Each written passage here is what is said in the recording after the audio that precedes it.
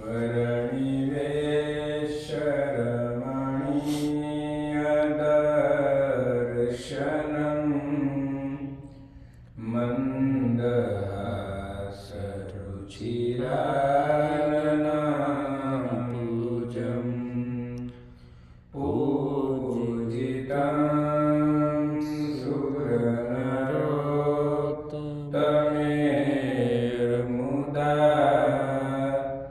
धर्मनन्दनमहं विचिन्तये। ॐ श्री अवतारिणे श्री स्वामिनारायणाय नमो नमः। श्री हरिकृष्णाय घनश्यामाय नीलकंठाय श्री सहजानंद स्वामिने नमो नमः। बोलो स्वामिनारायण भगवाननी जय। श्री नारायण मुनि देवनी जय। बधाय भक्तोने जय स्वामिनारायण। वचनामृत गरुड़ा प्रथमનું 12મું। ભગવાને મુક્તાનંદ સ્વામીના પ્રશ્નથી પુરુષ અને પ્રકૃતિના લક્ષણો કીધા। હવે ભગવાન મહતત્વાદિકના લક્ષણો કહે છે। આપણે પહેલા ભગવાનના સભાના દર્શન કરી પછી આપણે આગળ વાંચીએ। સ્વામિનારાયણ હરે, સ્વામિનારાયણ હરે। સંવત 1876 માક્ષર સુધી પૂનમને દિવસ શ્રીજી મહારાજ શ્રી ગરડા મધ્યે દાદા ખાચરના દરબારમાં વિરાજમાન હતા અને સર્વ શ્વેત વસ્ત્ર ધારણ કર્યા હતા અને પોતાના મુખારવિંદની આગળ સાધુ તથા દેશ દેશના હરિભક્તની સભા ભરાઈને બેઠી હતી। યાદ રહી સભા? સંવત 1876 માક્ષર સુધી પૂનમને દિવસે। બરાબર।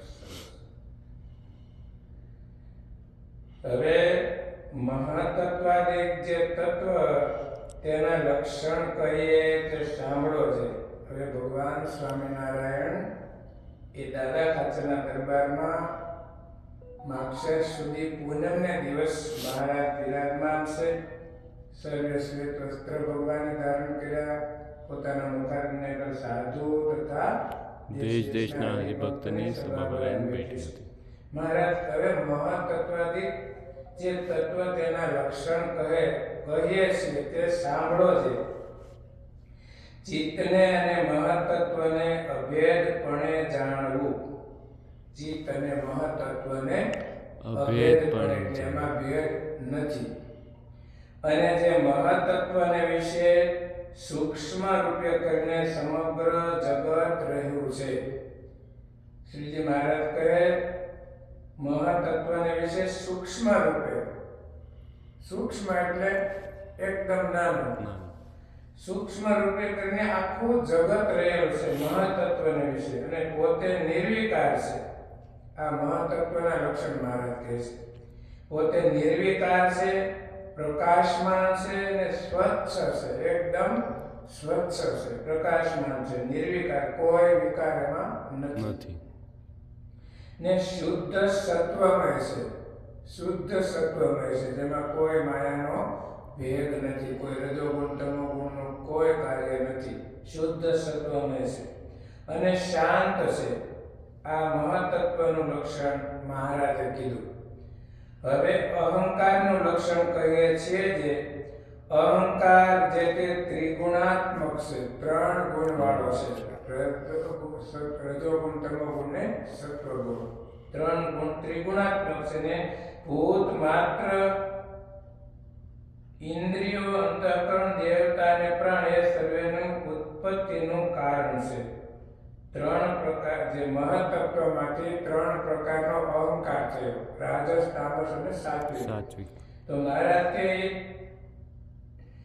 ભૂત પ્રાણી માત્ર ઇન્દ્રિયો અંતઃકરણ અને દેવતા અને પ્રાણી સર્વેની ઉત્પત્તિનું કારણ છે. 24 તત્વની ઉત્પત્તિ આ મહાતત્વમાંથી જે 3 પ્રકારનો જે અહંકારનો લક્ષણ મહારાજ કહે છે એમાંથી આ બધાની ઉત્પત્તિ થઈ. ઇન્દ્રિયો અંતઃકરણ બધાની દેવતા, ઇન્દ્રિયોના દેવતા પ્રાણ, અને એને વિશે શાંતપણું છે, ઘોરપણું છે, વિમૂઢપણું છે.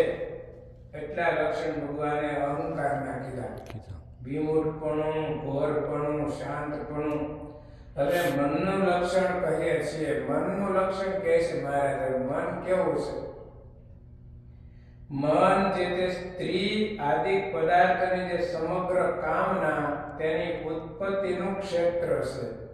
મન કેવું છે મહારાજ કે જે સ્ત્રી આદિ પદાર્થની સમગ્ર કામના, જેટલી કાંઈ ઈચ્છાઓ, કામનાઓ, વાસનાઓ, સ્ત્રી આદિ પદાર્થની જે બધી જ સમગ્ર કામના એની ઉત્પત્તિનું ક્ષેત્ર છે. એમાંથી આ બધું ઉત્પન્ન થાય છે મહારાજ કે મનનું લક્ષણ ભગવાન કહે છે.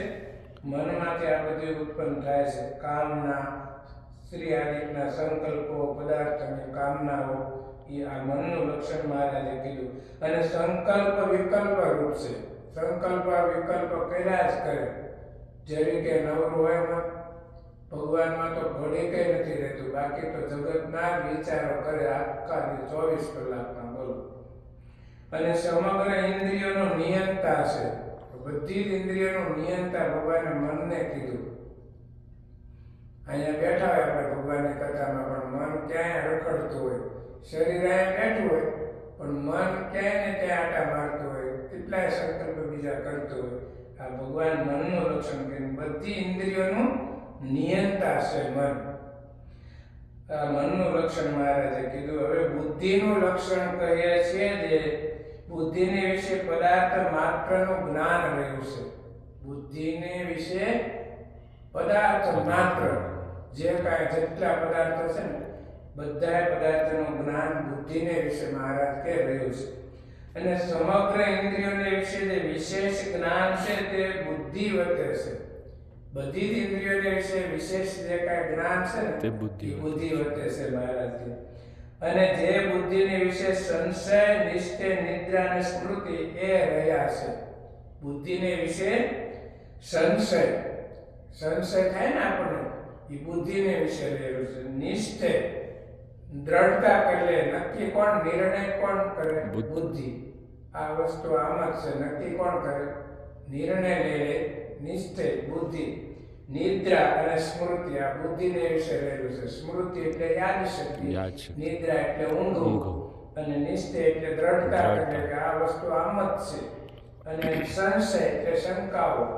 આ 4 બુદ્ધિને વિશે રહેલું છે મહારાજ કે. અને જે કાંઈ ઇન્દ્રિયોને, સમગ્ર ઇન્દ્રિયોને વિશે વિશેષ જ્ઞાન છે એ બુદ્ધિ વતે છે. અને સંશય, નિશ્ચય, નિદ્રા અને સ્મૃતિ એ રહ્યા છે.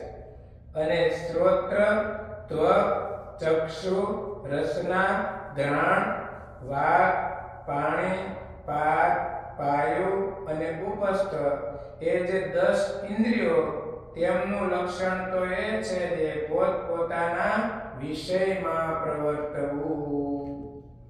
ઇન્દ્રિયો, અંતઃકરણ, 3 ગુણ, 3 અવસ્થા, 3 શરીર, આ જ્ઞાન ભગવાનના ભક્તને હોવું જોઈએ. આ જ્ઞાન આપણને શેમાંથી પ્રાપ્ત થાય? સત્યશાસ્ત્રોની કથા વાર્તા સાંભળવાથી પ્રાપ્ત થાય. શાસ્ત્ર તમે ધર્મ ગ્રંથો વાંચો જ નહીં તો આપણે આખી જિંદગી ભજન કરીએ, માળા ફેરી, પણ ઇન્દ્રિયો કોને કહેવાય, પંચ વિષય કોને કહેવાય, તો શું ખબર પડે? ઇન્દ્રિયોને મહારાજ કહે ને ભગવાનનો ભક્ત જીતેન્દ્રિય બને. એ કોઈ પદાર્થમાં લોભાય નહીં, ભગવાનનો મહિમા સમજાણો હોય તો. એટલે શ્રીજી મહારાજે કીધું કે આ બધું જાણે ને તો જીવ માયાના બંધન થકી મુક્ત થઈ જાય છે. હવે આપણે મહારાજ કહે છે કે ઇન્દ્રિયોનું લક્ષણ ભગવાને હવે કીધું. શ્રોત્ર એટલે કાન, જેના દ્વારા, કાન દ્વારા આપણને શબ્દનું જ્ઞાન થાય છે. એટલે કાન આપણી જ્ઞાન ઇન્દ્રિય છે.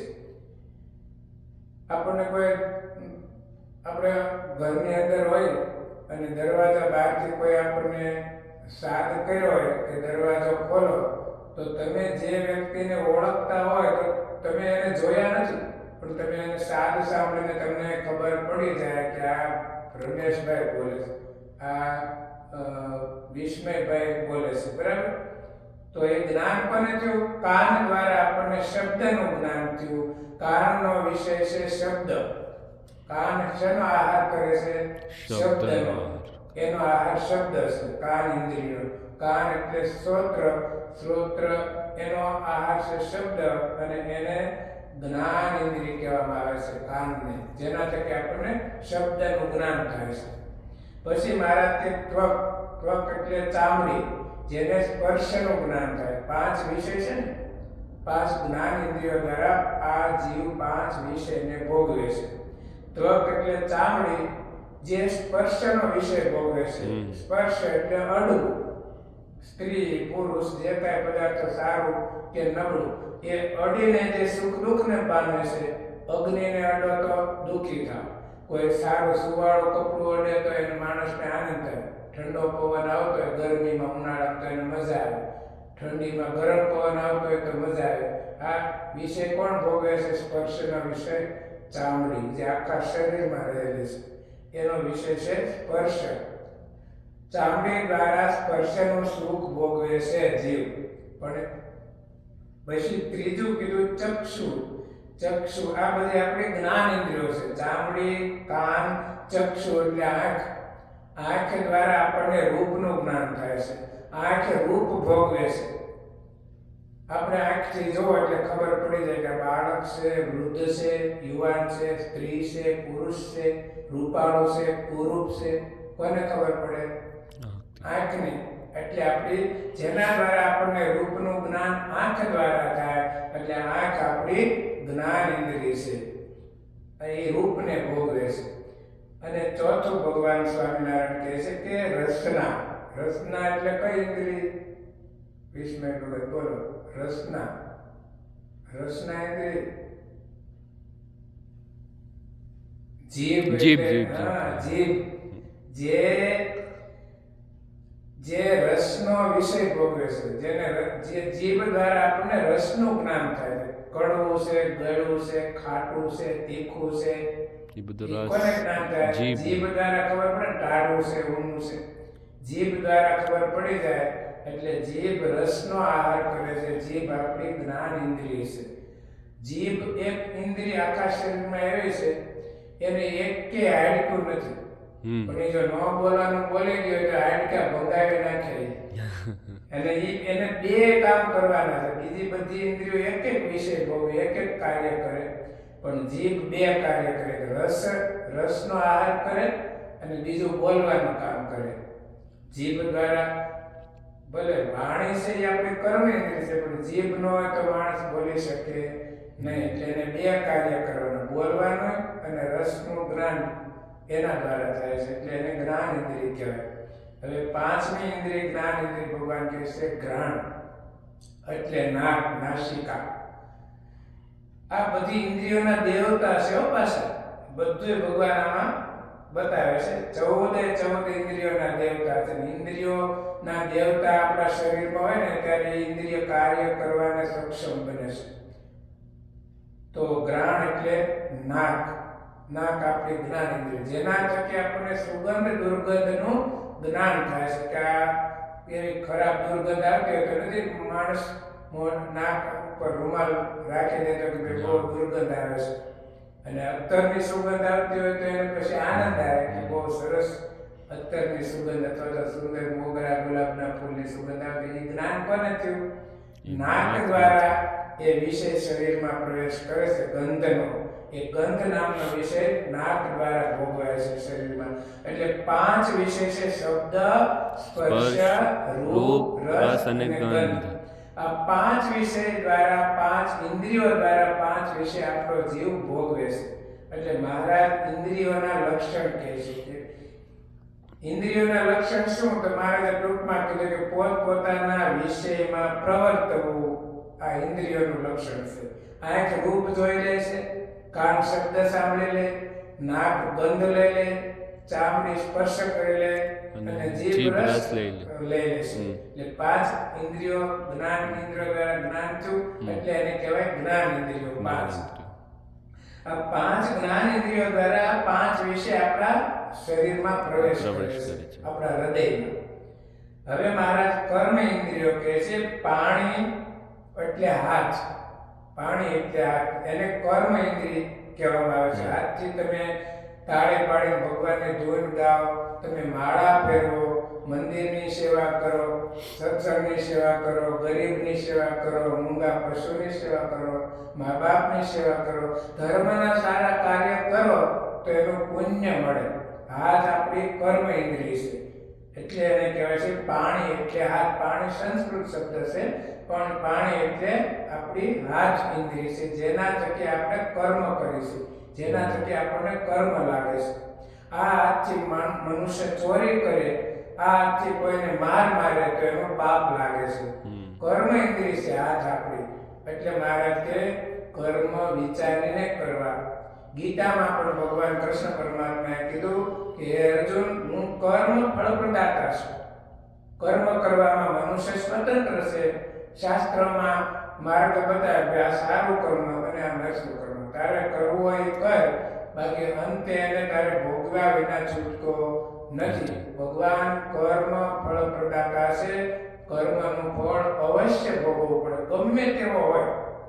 મોટો વિદ્વાન હોય, સિદ્ધ હોય, સાધુ હોય, ગ્રહસ્થ હોય કે ગમે તેવો હોય, ભગવાનના દીકરા હોય, ભગવાનના બાપ હોય, કર્મ કોઈને છોડે નહીં. ભગવાન કે હું આધ્યાત્મિક માર્ગમાં કોઈ લાગવત નથી, બધાને કર્મનું ફળ ભોગવવું પડે.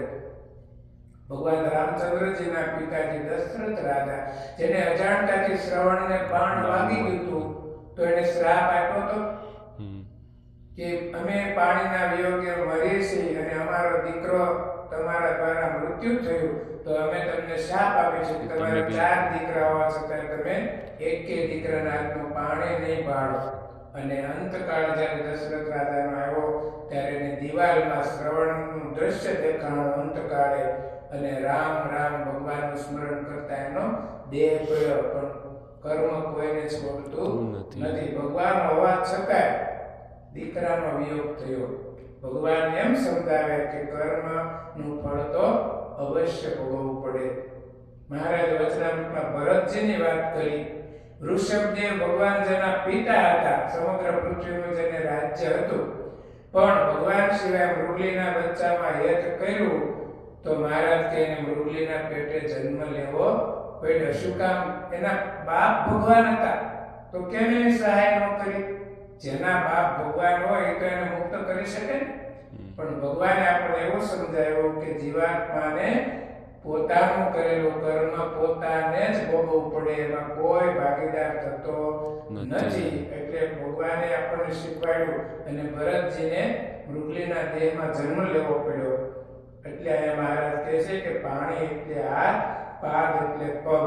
એ આપણી પગ આપણી કર્મ ઇન્દ્રિય છે, જેનાથી તમે ભગવાનના મંદિરે ચાલતા ચાલતા જાય, ડગલે ડગલે ભગવાન સ્વામિનારાયણનું નામ લે તો ડગલે ડગલે એવું લખ્યું કે અશ્વમેધ યજ્ઞનું પુણ્ય પ્રાપ્ત થાય. કોઈ પણ દેવના મંદિરે આપણે દર્શન કરવા જાય, પગે ચાલતા ચાલતા ભગવાનનું સ્મરણ કરતા કરતા તો ડગલે ડગલે અશ્વમેધ યજ્ઞનું ફળ પ્રાપ્તિ થાય એમ શાસ્ત્રમાં લખ્યું છે. એટલે પગ આપણી કર્મ ઇન્દ્રિય છે. એના એ જ પગે તમે અધર્મના માર્ગે જાઓ તો એનું પાપ લાગે છે. એટલે હાથ કર્મ ઇન્દ્રિય છે, પગ કર્મ ઇન્દ્રિય છે, પાયો એટલે ગુદા, જેના થકી મળ દ્વાર જેને કહેવામાં આવે છે, એ આપણી કર્મ ઇન્દ્રિય છે. એના થકી પણ મનુષ્ય પાપ કરતો હોય છે. પછી ઉપસ્થ એટલે શિષ્ણ ઇન્દ્રિય, એના થકી પણ માણસ પાપ કરે છે. અને વાક એટલે વાણી. પહેલી મહારાજ કીધું વાક એટલે વાણી, જે બોલવું. વાણી આપણી કર્મ ઇન્દ્રિય છે. માણસ ધૂન કરે, ભગવાનનું નામ સ્મરણ કરે, ભગવાનના કીર્તનો ગાય, ભગવાનના ચરિત્રો ગાય તો પુણ્ય પ્રાપ્ત થાય. અને ઈ જ વાણી દ્વારા એ અપશબ્દ બોલે, કોઈની નિંદા કરે, કોઈનો દ્રોહ કરે વાણી દ્વારા તો એ પાપનો ભાગીદાર બને છે, પાપ લાગે છે. એટલે આ આપણી 5 શરીરની ભગવાને જ્ઞાન ઇન્દ્રિયો, 5 કર્મ ઇન્દ્રિયો કીધી. ઇન્દ્રિયોનું લક્ષણ શ્રીજી મહારાજ કહે છે કે પોતપોતાના વિષયમાં પ્રવર્તવું. આ ઇન્દ્રિયોનું મહારાજે લક્ષણ કીધું. હવે પંચ તન્માત્રાના લક્ષણ મહારાજ કહે છે એ કથા આપણે આવતીકાલે શ્રવણ કરશું. ખરેખર પ્રથમનું 12મું વચનામૃત બહુ સમજવા જેવું, આપણા જીવનમાં ઉતારવા જેવું. જેને ભગવાન ભજવા હોય, ભગવાનમાં અખંડ વૃત્તિ રાખવી હોય તો આ જ્ઞાન હોવું જોઈએ. ઇન્દ્રિયો કોને કહેવાય, વિષયો કોને કહેવાય. આપણે જ્ઞાન ઇન્દ્રિય કહે છે, કર્મ ઇન્દ્રિય કહે છે. તો માણસ પછી બીજે રસ્તે જાય નહીં. સહજાનંદ સ્વામી મહારાજની જય. શ્રીપતિમ શ્રીધરમ સર્વદેવેશ્વરમ ભક્તિધર્માત્મજં શ્રી વાસુદેવમ હરિ માધવમ કેશવમ કામદમ કારણમ શ્રી સ્વામિનારાયણમ નીલકંઠમ ભજે. સદાનંદ સ્વામી મહારાજની જય. 2 મિનિટ મહારાજની મૂર્તિ સંભાળીને દૂર બોલવી. સ્વામિનારાયણ સ્વામિનારાયણ